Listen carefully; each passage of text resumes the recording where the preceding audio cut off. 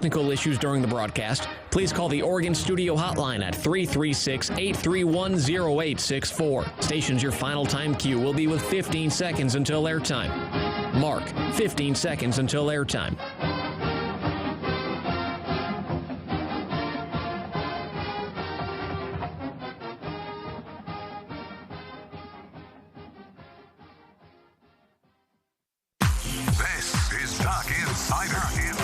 Duck's gonna pick it up, and here we go. Got him deep. He's open. He's got it. And he's gone. How about that? Oregon repeats as the Pac-12 champion. Duarte pulls up, 3-ball. Bang! LJ Figueroa! Oregon goes back-to-back for the fourth time in the last 6 years. The Ducks are Pac-12 champions. Foley three. Goal! Foley ball. Three is good. Diarra-Savali. Wait, pow-pow? Yeah, boom, boom. Welcome to Duck Insider. What a weekend. We're just getting started.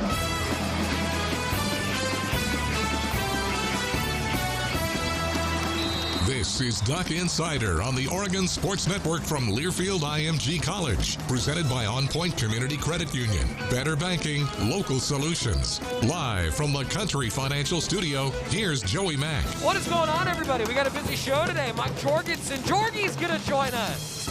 I got to remember how many years in the booth it's been for Jorgie. It's 30 plus. Him and Jerry have been the soundtrack of every Oregon football fan's Saturday for 3 decades plus, which is just always a ton of fun for me to think about, man. Spring game this past Saturday, going to continue to break down the organizational chart, some thoughts post-spring game. Mike Jorgensen will join us coming up in just a little while. We're also going to hear from Anthony Brown, some thoughts on the quarterback spot, and then Chris Hudson, Micah Pittman, Spencer Webb, Stephen Jones, C.J. Verdell, Popo Amavai, Justin Flo, Jackson LeDuc, and Verone McKinley.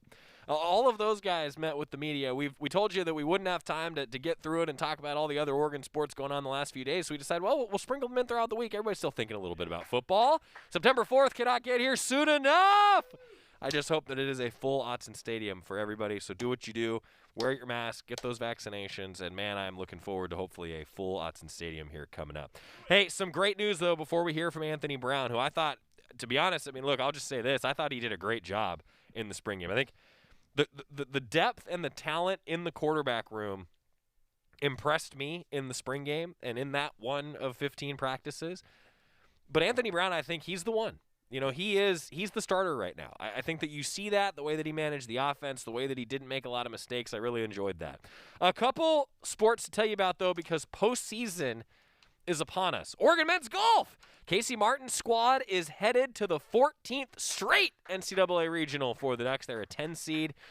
Really looking forward to seeing them in action at Tumble Creek Golf and Country Club, May 17th through 19th, so they've got a little bit of time. Head coach Casey Martin saying, quote, "We're excited to make it to the NCAAs again. I love the location of the regional we were placed at. We are familiar with the course and will work hard to be ready." All right. That's just a good quote from Casey Martin, isn't it? Just short, to the point, just will work hard to be ready. Ducks are coming off a top 5 finish in the Pac-12 championships. And, you know, they're pretty darn good. Coming in 5th for the program's 3rd top 5 conference finish in the last 4 seasons. Oregon finished the season with 4 top 5 finishes, including back-to-back runner-ups at the Bandit Zoo Championship and, of course, the Duck Invitational back in March. Man, this is a good team. I think that as this squad starts to peak at the right time, Yuki Moriyama finished 3rd in the Pac-12 championships as an individual. He might be leading the way for the Ducks here moving forward. And, you know, I think that it's worth noting that in golf this year, things get a little bit interesting. Top 5 teams and the low individual not only get a qualifying team bid for the NCAA championships, but then the 6 regional sites, you'll also have some individuals that can advance as well.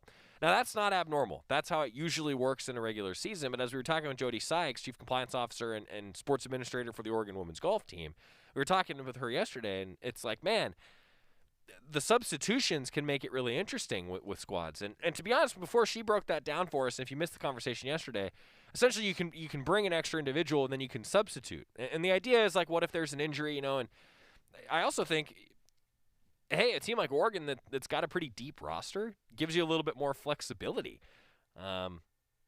So the top 5 teams and the low individual not on a qualifying team at each of the 6 regionals will advance to the NCAA championships. I know that's a little bit complicated, but the NCAA championships are going to run the last few days of May 28th through June 2nd in Scottsdale, Arizona. Also, this is really cool. Women's tennis, Oregon true freshman Janice Jen.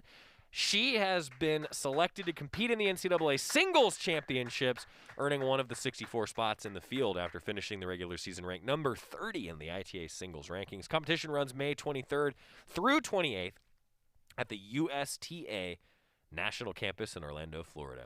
The second University of Oregon freshman ever to earn a spot in the singles championship, and the only Duck since 2007 to be selected, Alyssa Hobita in 2018, was the other. Pretty darn cool, and congratulations to Oregon women's tennis as well. All right, before we talk with Mike Jorgensen, let's hear a little bit from the starting quarterback. At least he was the starting quarterback in the spring game. He got the run with the ones. And Anthony Brown talked to the media a little bit post-game. His thoughts on his performance this past weekend and maybe a little bit of what to expect in the fall, huh? Here's Anthony Brown. Hey, Anthony. Dante and Troy, they don't really look like true freshmen that should be in high school right now. Can you just kind of speak about the talent level of those 2 receivers? They're very talented, but one thing to point out about them, they're supposed to be high schools and seniors in high school right now, and I feel like they made a great impression this spring, and they did a really good job. They worked their tails off, and you already said it. They're really talented, and I'm excited to see how they progress from here on out. Anthony, I know you haven't been able to look at the film just yet, obviously, but just wanted to get a self-evaluation from you and kind of what it felt like out there today. Today was good. It wasn't as well as I wanted it to be, but it happens like that sometimes. We have things to work on. I have things to work on. And we could just move on from there. Just get on the film and learn from it and basically fix the mistakes and keep progressing. Anthony, it seems like early on in particular, the offense is really clicking, and it seems like the upside in general for the offense is really high, at least from what we saw today. I know you said that it could have been a better day. What more is there for this offense and for yourself that you hope to see this fall? Just as long as we're always on the same page and increased intensity, which we can build towards in the summer. And basically just coming together as an offense. We're not all the way there yet, as you can see. But as you said, when the times are high, they're high. But we need to figure out a way to keep them there, keep them up there and leave it there. Anthony, where do you feel like the offense took the biggest leap in the spring? Just having time together. I think that was the biggest thing. I know last year we didn't have too much time together. A lot of people were back home.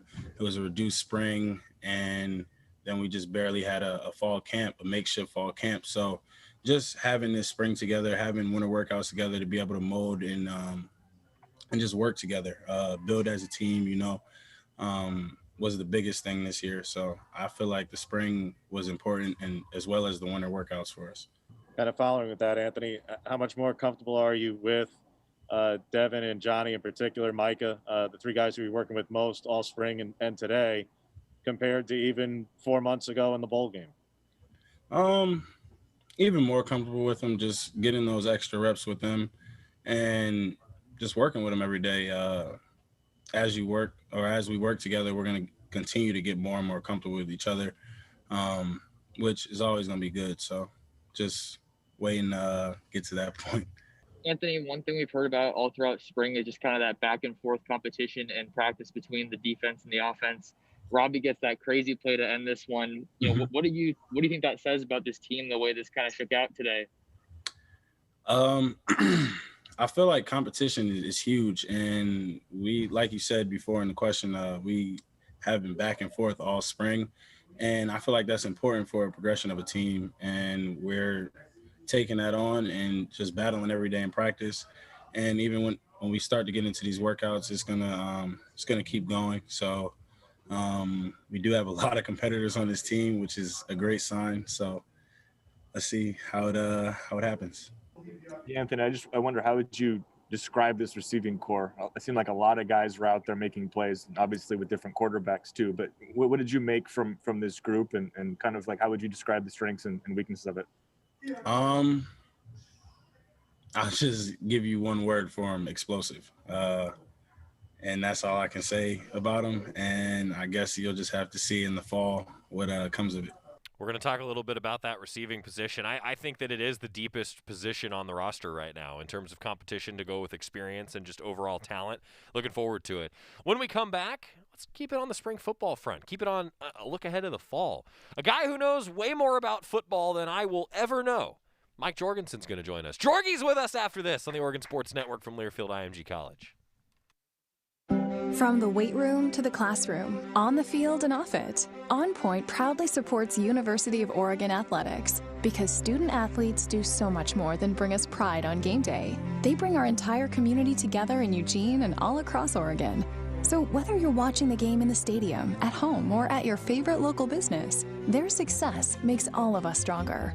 On Point Community Credit Union. Join in. OnPointCU.com. Federally insured by NCUA. Equal housing opportunity. On March 5th, 2021, we lost a larger-than-life member of the Oregon Ducks family. Chris Bjork passed away surrounded by his wife Allison and their 3 sons, Anders, Henry, and Jordy. After spending more than 26 years working with the University of Oregon, we are proud to establish the Chris Bjork Scholarship Fund in his honor. Go to goducks.com/Bjork Scholarship. That's goducks.com/Bjork Scholarship to make a contribution and help us remember a great Duck. Your daily dose of Oregon athletics. This is Duck Insider from Learfield IMG College. Okay, man, this is your time. Maybe you didn't choose this, but you're here now. You're gonna go out there and be an all-star caregiver. Cook, clean, be there emotionally and physically. You gotta dig deeper. Drive them to physical therapy, doctor's appointments, because that's what caregivers do. Don't give up. Show the world that you're tougher than tough. Caregiving is tougher than tough. Find the care guides you need at aarp.org/caregiving. Brought to you by AARP and the Ad Council.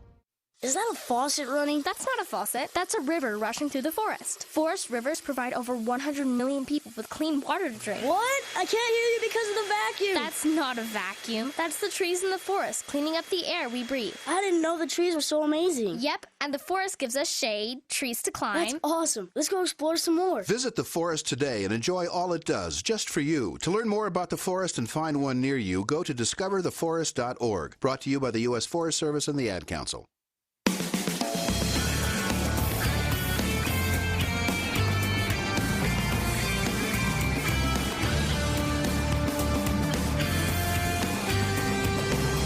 We are back on Duck Insider, presented by On Point Community Credit Union. I'm Joey Mack inside the Country Financial Studio. Joining us on the University of Oregon Alumni Association guest line is one Mike Jorgensen. We call him Jorgie. Jorgie, this is going to be year 33 upcoming in the booth. Is that right?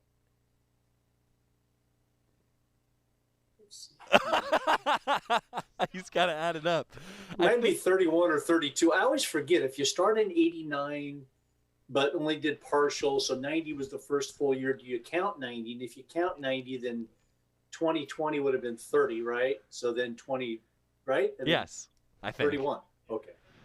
Close enough. You know, Jorgie, you're a lot. Jorgie, let's just say a lot. Jorgie, you're the one that works with numbers. I famously say journalism majors can't do math. That's right. So, I mean, I trust your numbers on that. One Mike Jorgensen joining us, been the analyst, of course, for a long time. He's watched probably more Oregon football than, I'm going to say, the majority of humankind. Jorgie, where are you right now? You've got a beautiful mountain backdrop. Are you on a hunting trip? Yeah, no, I'm at my house. But Smith Rock, I love Smith Rock over in Central Oregon, man. So that's Smith Rock sitting behind me, and can't wait to get back over there and do a little bit of hiking here with all this good weather going on. So, you can follow this guy on Twitter at Jorgie_Mike. We're going to talk about the spring game. Jorgie, all right, open-ended question to start our conversation here. What surprised you in your evaluation of the spring game this past Saturday? Surprised me. You know, I guess what surprised me a little bit was the ability of the freshman tight ends and wide receivers to be able to play at the level that they play at already.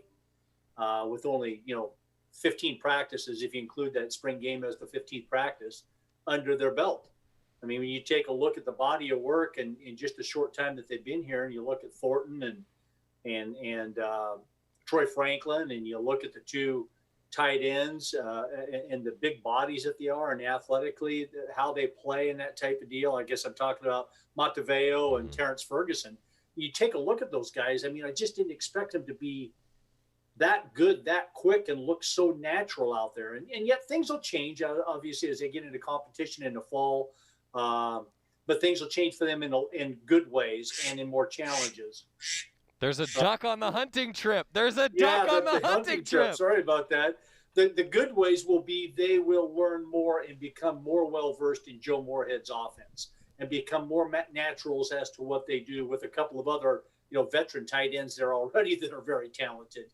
But they're also going to see stiffer competition week in and week out with Fresno State coming to town, Ohio State, and that type of deal. So it's going to be a balance of the two.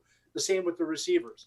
They're going to see competition that's going to change from going against their own team week after week. But that was the thing that stuck out to me. I already knew that the linebackers were going to be like they were, particularly Flo and some of those guys. But these young guys at the tight end position and the receiver position just add to an already great and deep group. How much do you think the tight ends could really benefit Oregon's offense under Joe Morehead? We didn't really get a chance to see too much of it last year with the injuries, and now it looks like there's a lot more depth in that room, like you're alluding to.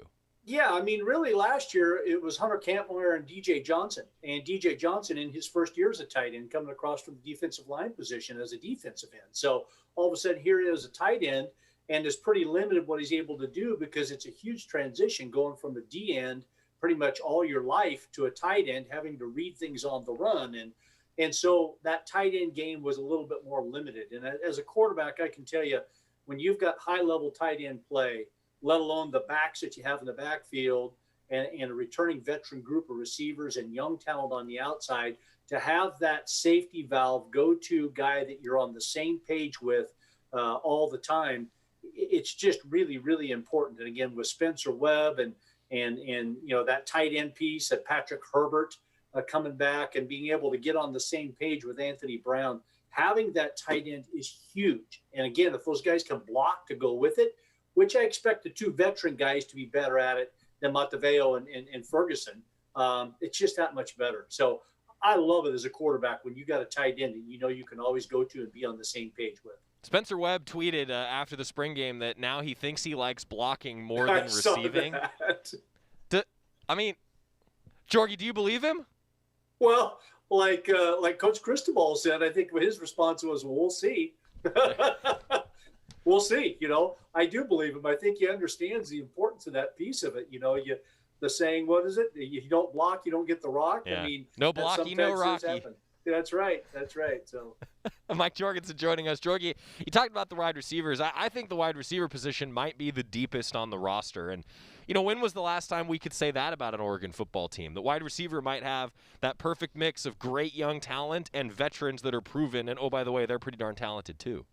Yeah, how do you spread the ball around to all those guys is the biggest challenge. And the other thing I'm really excited about, not only with the returning high-level talent that they have with Johnny Johnson and Jalen Redd and Devin Williams and Micah Pittman and some of those guys. But then all of a sudden you add the size factor to it. Devin Williams is 6'5", so not that they didn't have size before, but you've added more size in the young guys. And so you've got guys that can stretch the field now.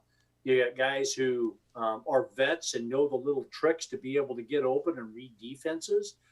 You've got guys who can go up and get a jump ball because they're athletic. They're already probably 3 or 4 inches taller than the DB that they're going up against. I mean, it's just a great combination to have, and yet a little bit of a problem because you do have so many guys. And inevitably, you and I have seen over the years, guys get injured, guys get dinged. And so to have that deep and talented of a group at the wide receiver position, I think, I just haven't seen it, frankly, over the years. And we've seen a lot of good guys, but they have the depth and the talent and the vets that they have, I think, is a great combination. In the words of Jeff Schwartz, who I talked with last week, I cannot let you do this interview without talking about the quarterbacks. What'd you think of the quarterbacks? Yeah, I like them all. I mean, I think they all do some great things. Anthony Brown, I think, what I enjoy about him is he does a lot of things very well. He manages the offense very well. He doesn't make a lot of mistakes. He doesn't force a lot of balls. In plays where you could tell it was maybe a 50-50 decision he's going to make as to whether he's going to throw the ball and take a chance or not, he went with the layup, dump it to the back, take the 5 or 6 yards. Never a bad thing to do.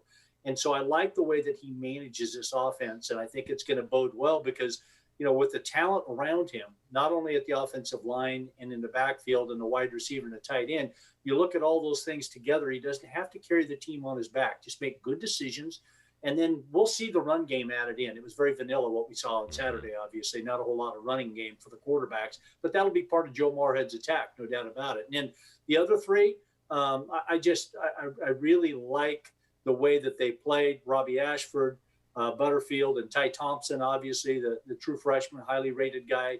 They all bring something to the table. Butterfield, obviously, from a standpoint of he's been there a little bit longer, taller, lanky, Justin Roper type of guy is what I seem to always refer to him as because he plays that way. I think athletically underappreciated, but has a really good command of what he's doing back there. And then the other two guys are just athletes that need time, need repetition. And the more repetition they get, the better they'll be. Ty Thompson is very polished, I can tell you that. For a young guy like that, really polished, has a great pocket sense and presence, really good instincts, and it's just a matter of time before he takes off as well. Mike Jorgensen talking with us, all things Oregon spring game, breaking down the organizational chart a little bit. How about that offensive line, Jorgie? And on the defensive line, too, what'd you make of the battle in the trenches? Can you get a lot out of watching a spring game like that for the battle in the trenches between those two position groups? It's kind of tough, too, because, again, I don't think that the offense is doing a whole lot of things to get the offense thinking and having to scramble and make plays and read all kinds of different formations and play action fakes and that type of deal. And yet, the game starts in the trenches on both sides of the ball, always will.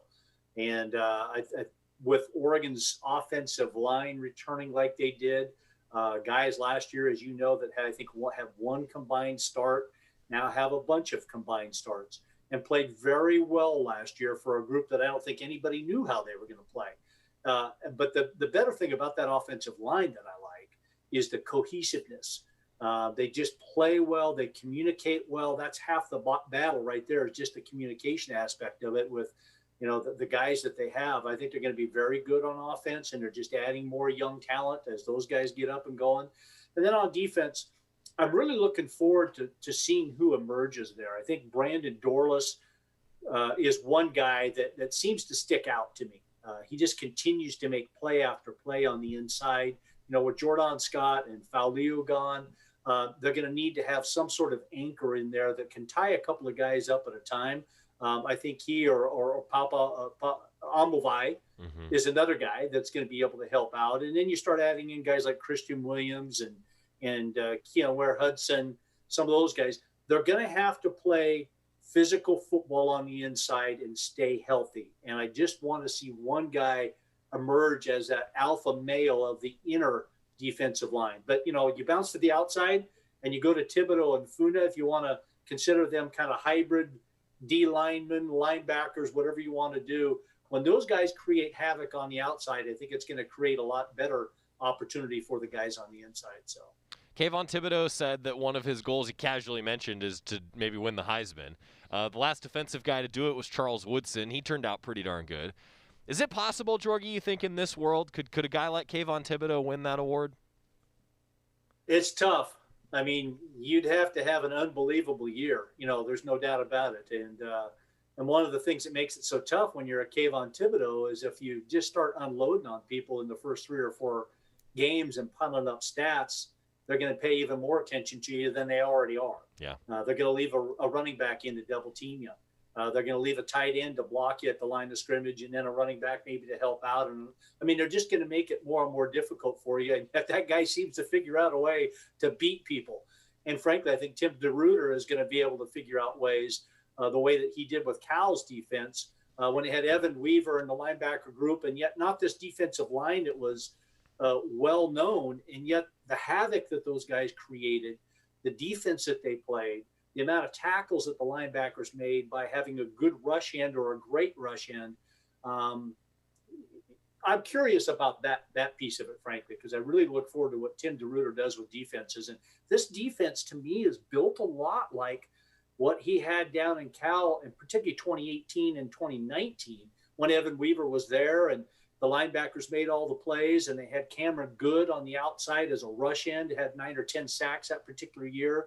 And yet they only gave up 310 or 320 yards of total offense on average for the year. So I think this group with Noah Sewell and Flo and Thibodeau on the outside and everybody else, I think it's the same makings for a really, really good defense. That team also had a really good secondary, and so I think of guys like Ron McKinley, right? You know, and on Oregon's team. I mean, it's guys now that – I was going to ask you about the draft in a second, Jorgie. A bunch of defensive backs got drafted, and majority of them didn't play for the Ducks this past year, right? I mean, that's the amazing thing. What are your thoughts on the secondary right now, and particularly a guy like McKinley as a leader? And we saw a lot of Dante Manning, too, a guy that I'm excited to see develop for the Ducks. Yeah, and you're right. I mean, when I was doing that comparison of the Cal secondary and Oregon secondary, you know, very, very much like Cameron Bynum, I think, was one of the DBs. And you start looking at the similarities in Mikhail Wright and DJ James and Dante Manning, and as they begin to build that corner position, and love Ron McKinley. I know you do too. He is such a tremendous player, and the leader that he has become in that secondary,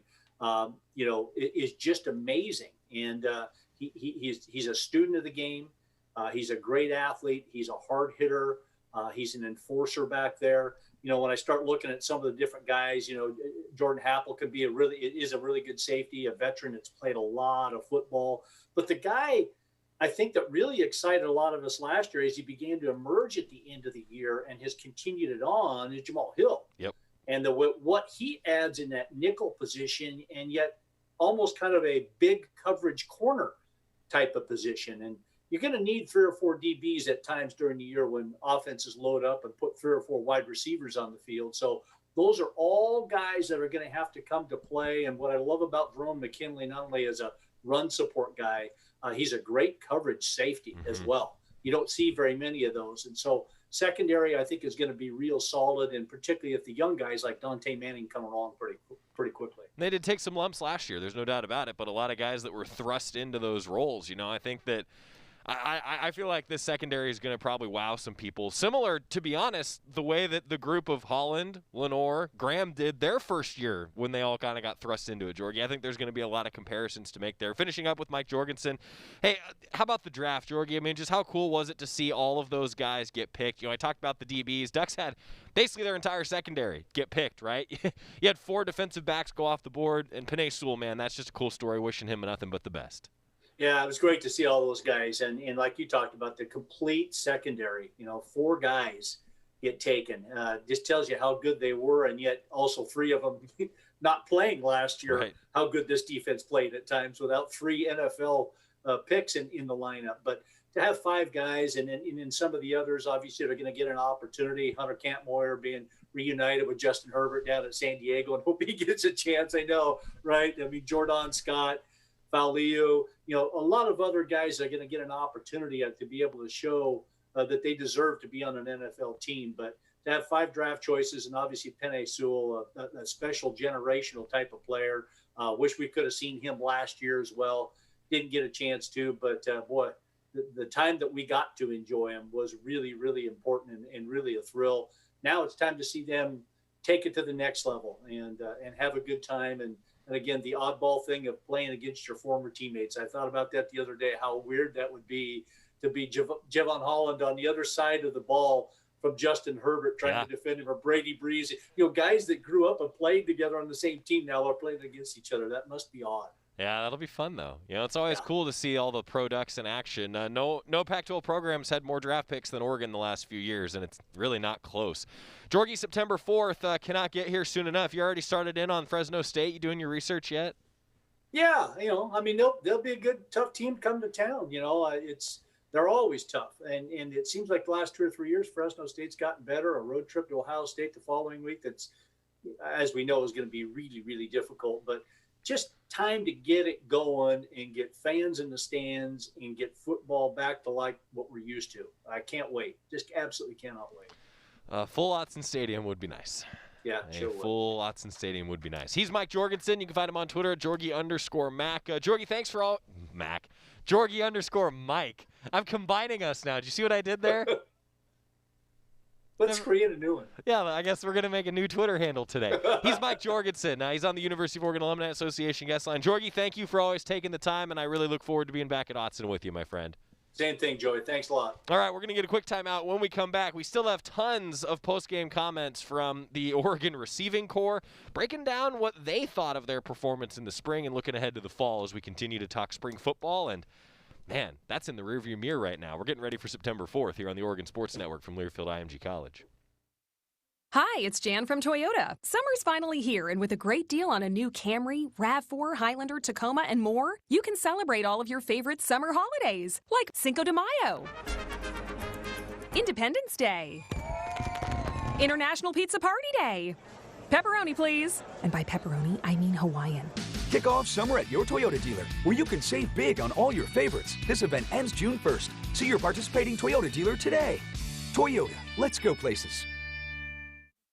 From the weight room to the classroom, on the field and off it, On Point proudly supports University of Oregon athletics because student athletes do so much more than bring us pride on game day. They bring our entire community together in Eugene and all across Oregon. So whether you're watching the game in the stadium, at home, or at your favorite local business, their success makes all of us stronger. On Point Community Credit Union. Join in.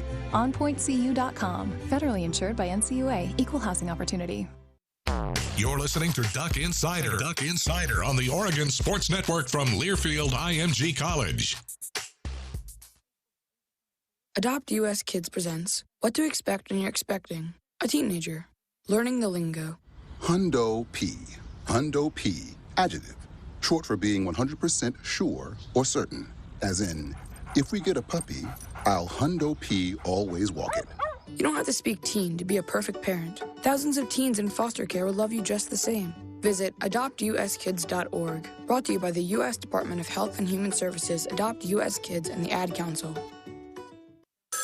A ranger station. I'd like to report a bear hug. Okay. I put out my campfire and Smokey Bear hugged me. So you drowned the fire, you stirred it, drowned it again, and felt that it was cold? Uh-huh. Yep, he's just letting you know you did good. Bear hug from Smokey Bear. Status update. I'm gonna let you go now. There are many ways to start a fire, but one sure way to put it out. Learn how you can do your part at SmokeyBear.com. Sponsored by the U.S. Forest Service, Ad Council, and your state forester.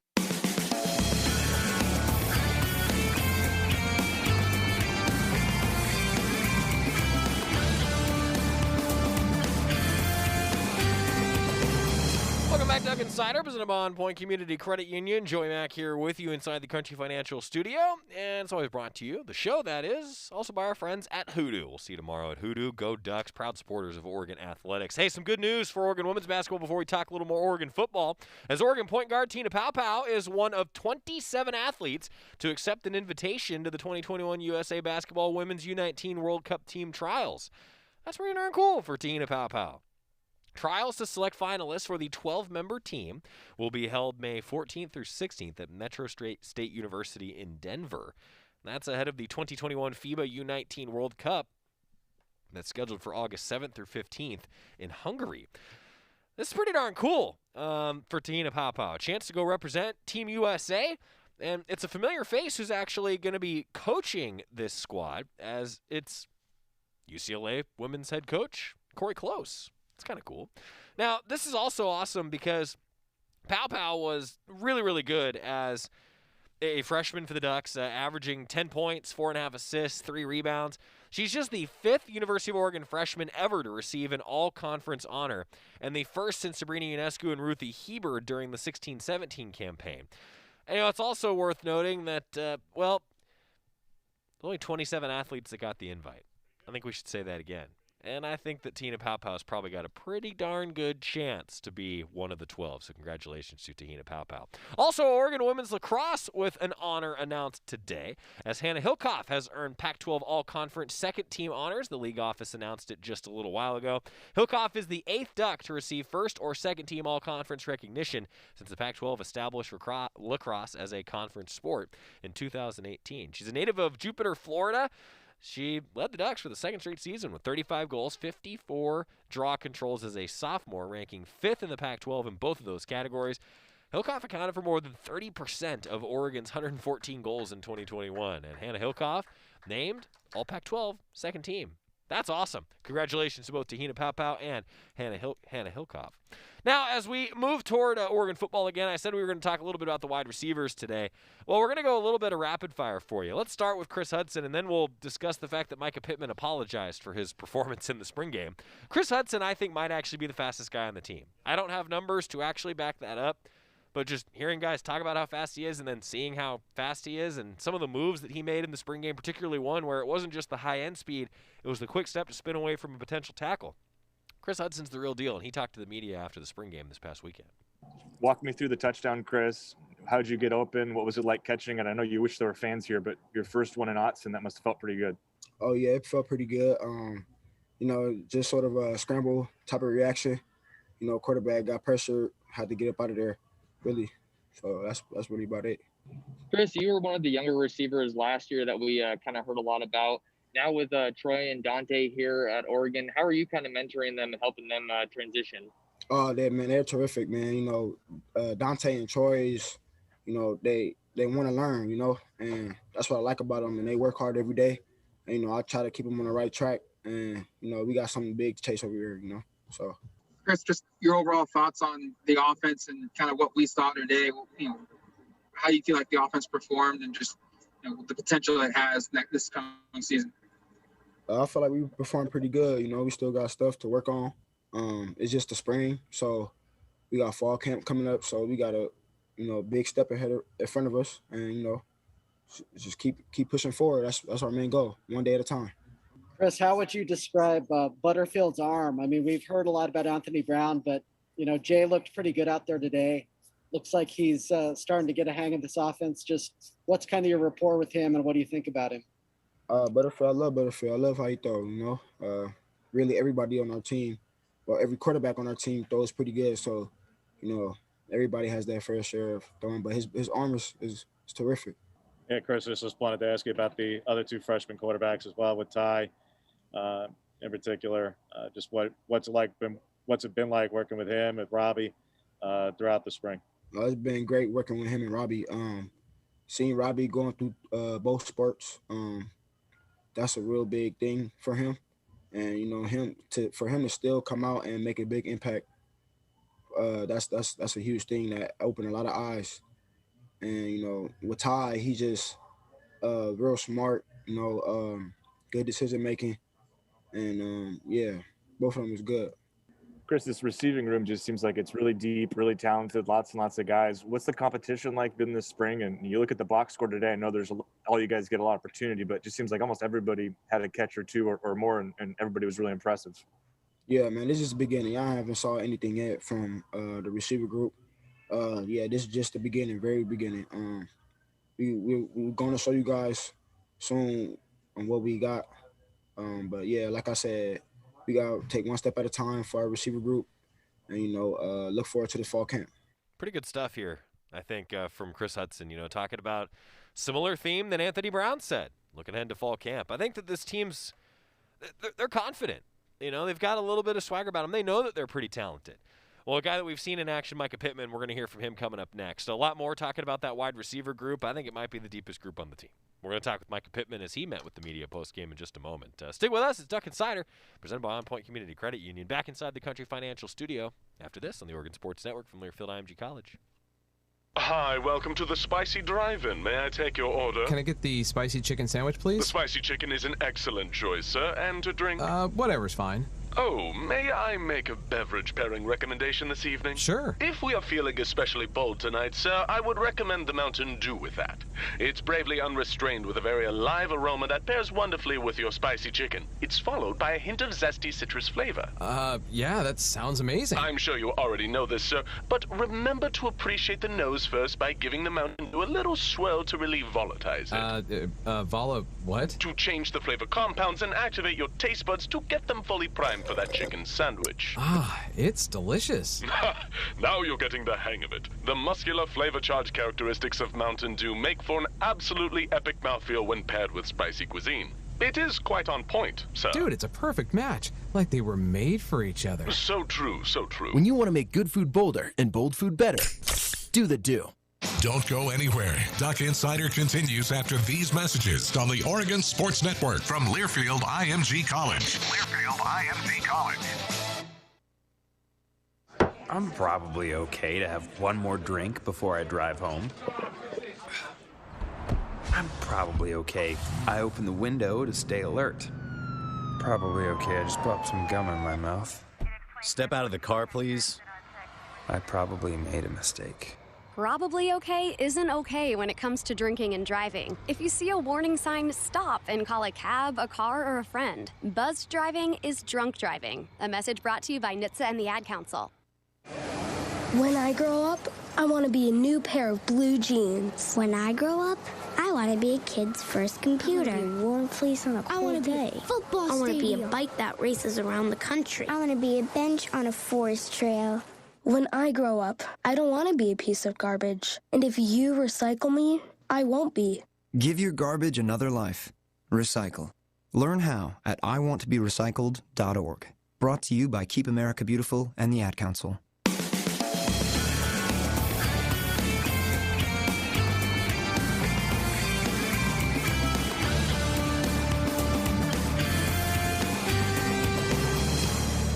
Back on Duck Insider, presented by On Point Community Credit Union. Joey Mack inside the Country Financial Studio, where today's show is also brought to you by our friends at Shadow Hills Country Club. Just minutes from home. Call for a tour today, and by North Fork Public House. Get the fried chicken. You will not regret it. NorthForkEugene.com. Talking about the wide receiver group. Well, Micah Pittman, probably have seen the quote by now as we continue to talk about that, I think, very, very deep position group. I'll keep saying it.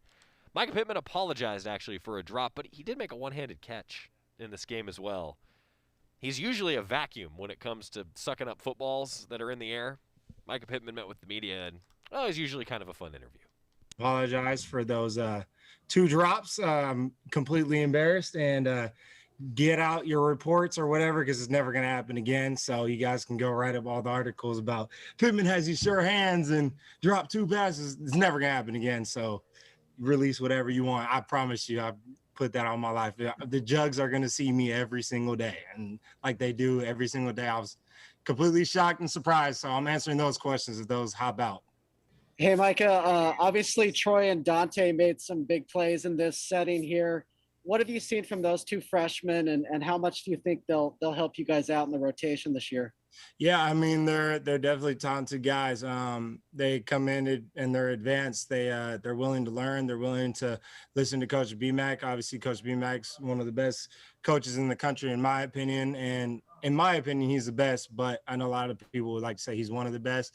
So I know those kids, they like to shut up and listen, basically. And that's something that a lot of kids struggle with, but they don't. I don't see that struggle with them. And it's really cool because I can take them under my wing very easily, and they're willing to listen and learn and crack jokes and stuff. So they're good kids. Micah, a little bit of a different setting here with the spring game than usual, but other than your drops, how did you feel out there, and how do you feel about what you saw from the offense? I mean, I felt great. Obviously, completely embarrassed. I mean, I couldn't believe myself. Probably going to get a call from my dad saying, what the heck was that?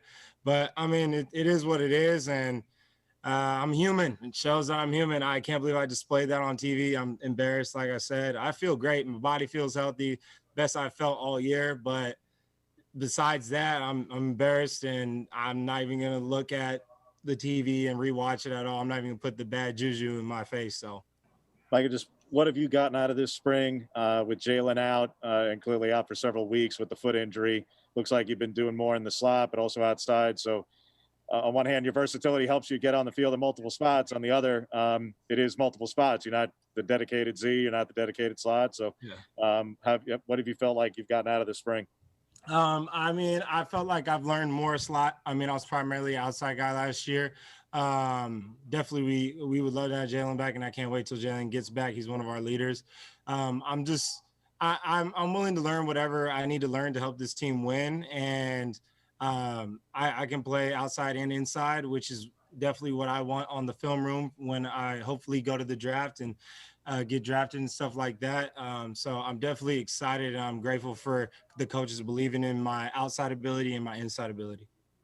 Mike, it looked like Anthony Brown maybe had some words for you after one of the drops, and then I think first play of the second half, you come in and make a big catch. So just what was the message, and kind of did that get through to you? What kind of leadership did Anthony show in that moment? Yeah, Anthony, aka AB for me.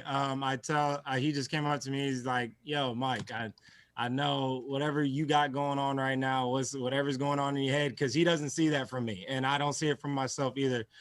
He's like, "Whatever you got going on right now, bro, forget about it. Let's go to the next play. Get over it. You got it." Because I'm Mr. Hard on myself, and I just get disappointed, and I just couldn't believe I dropped it, and so obviously, AB being a good leader and being a good vocal guy, he came up to me and just patted me on the back and said, "Pitt, you got this, bro. Like, this is what you do. You're known for catching the football." So I'm grateful for him, and I appreciate him. And like I said, embarrassed and not going to watch that again. So, well, I think he's probably going to watch it again once or twice, knowing Micah Pittman.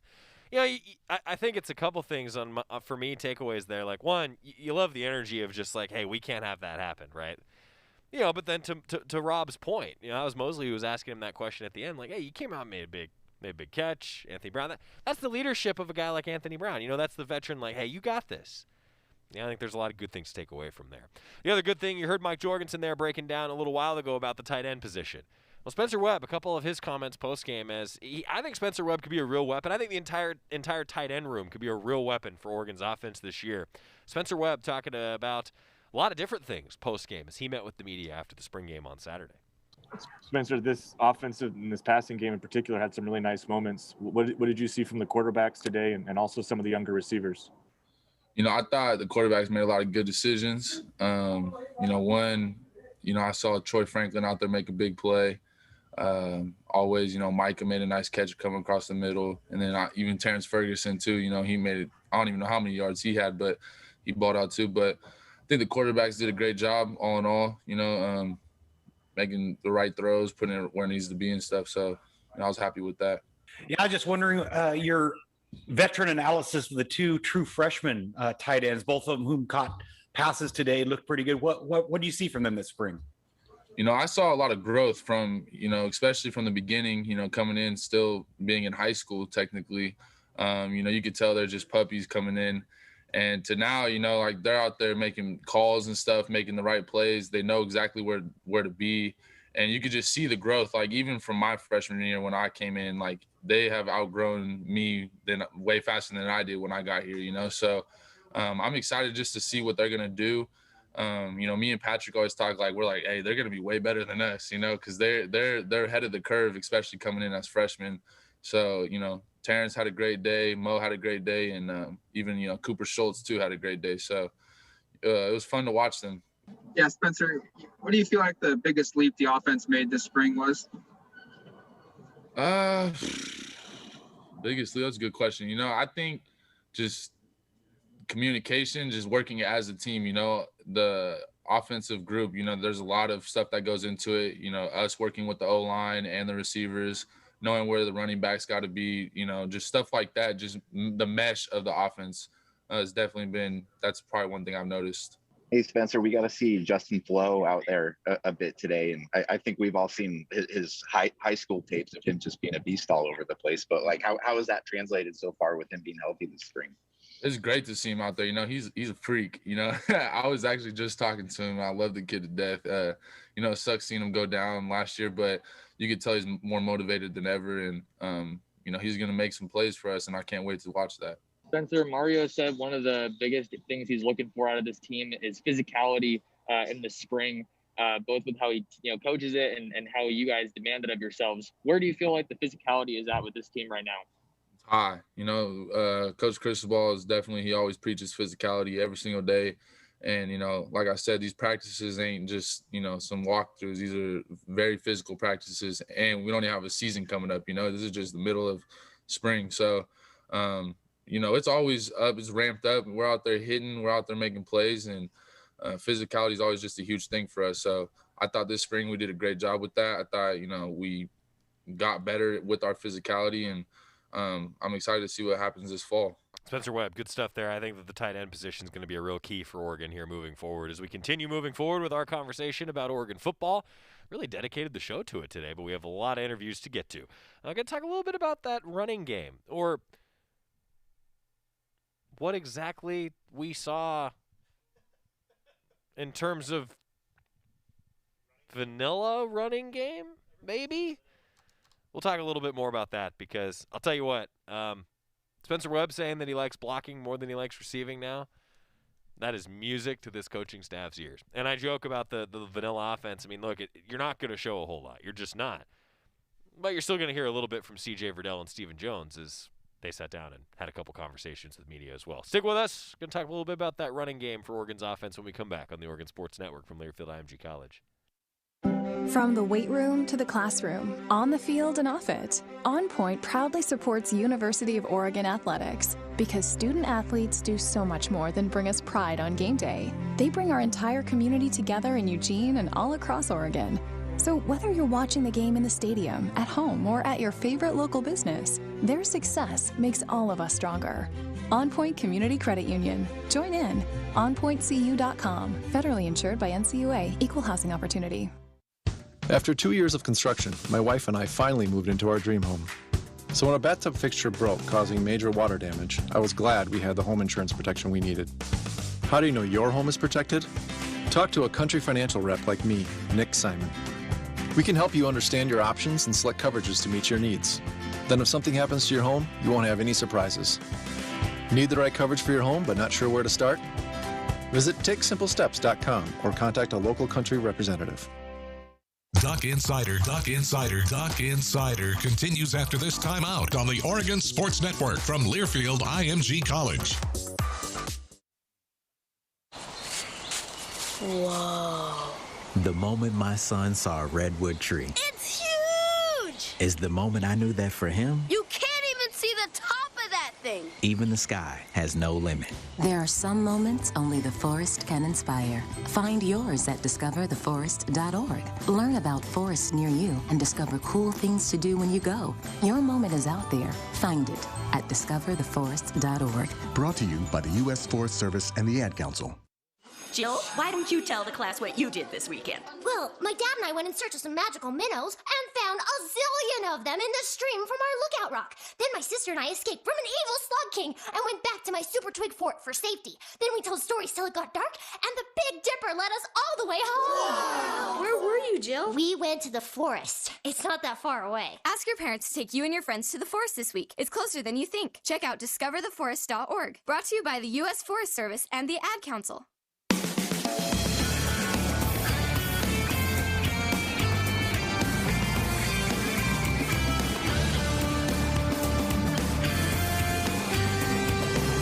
Back on Duck Insider, presented by On Point Community Credit Union. We're inside the Country Financial studio. Wise words here from Steven in the comments section. As we all know, a passing game opens up a running game. Go Ducks.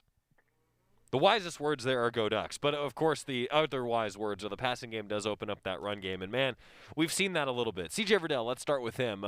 The Oregon running back met with the media after the spring game. We didn't see a whole lot of C.J., but well, when CJ's in there, it changes the offense completely. CJ Verdell, a couple of his thoughts after the spring game this weekend.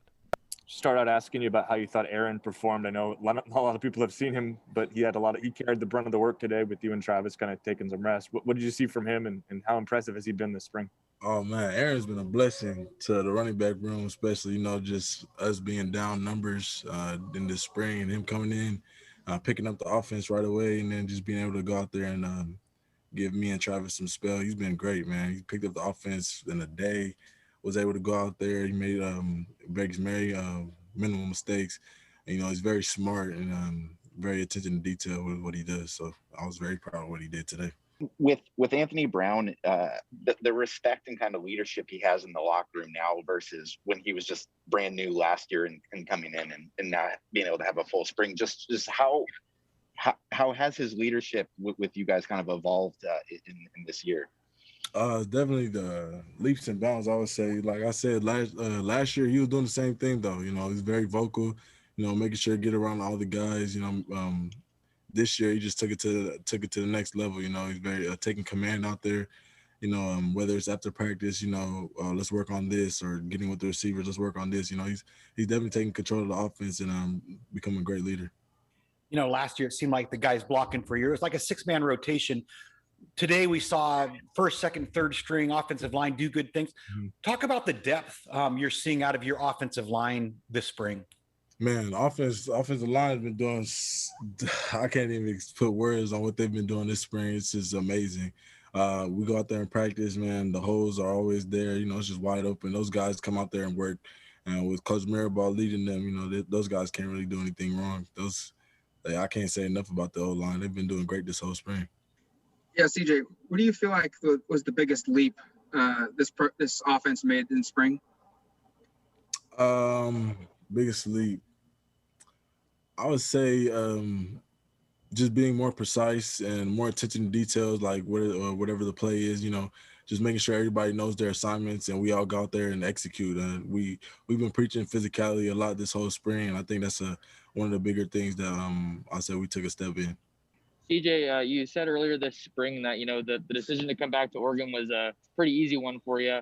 You know, now that you've been with Jim Mastro for a while, one of your biggest supporters, what are the biggest lessons that you've learned from him, maybe about just football or life in general? Coach Mastro, I can't say enough about Coach Mastro. He's a great guy, best coach I've ever had, best running back coach I've ever had. And yeah, he gives us a lot of advice, whether it's on the field, off the field. We talk about a lot in that running back room. I can't even think about all the stories you just told us, but Coach Mastro's a great guy. I'd say one of the biggest things on the field I've taken from him is just the way he tells us, like, to get on our walls and watch what we're pressing. That's probably one of the biggest things. Like, before I came to college, I never knew about running against the wall, getting back on my wall. But once he told us that, it definitely changes a lot for us running backs. CJ, just bring us into what do the next 3 months look like for you before fall camp starts? Just what does the next 3 months of an off season look like for you in terms of where you're going, if you're going back home to San Diego, if you're going to be staying around here, and what will you be working on over the next 3 months before camp starts? Man, I'm going to be here the whole time. I'm going to just put my head down. I'm going to go to work. You know, it's back in off-season grind for us. So, you know, I'm about to just come in here every day with that working mentality, and I'm just looking to get better. Working mentality. That's the offseason. We got some more Oregon football interviews tomorrow as we continue to recap the spring games, some thoughts from the coaches and players. That is all tomorrow. We finish it up. Our update brought to you by Cafe M. Men's golf, 14th straight regional. Women's tennis has a freshman in the championships. We've got an all-conference honoree in Hannah Hillcoff for Oregon lacrosse, and Tahina Paopao is heading to play with Team USA and try to be one of the 12. We'll see you tomorrow. Adopt US Kids presents What to Expect When You're Expecting a Teenager. Learning the lingo. Jelly. Jelly adjective. Jelly is a shorter, better way to say jealous. As in, Chloe, I am like so jelly of your unicorn phone case. You don't have to speak teen to be a perfect parent. Thousands of teens in foster care will love you just the same. Visit adoptuskids.org, brought to you by the U.S. Department of Health and Human Services, Adopt U.S. Kids, and the Ad Council. I'm Little Teapot, short and stout. Here is my handle and here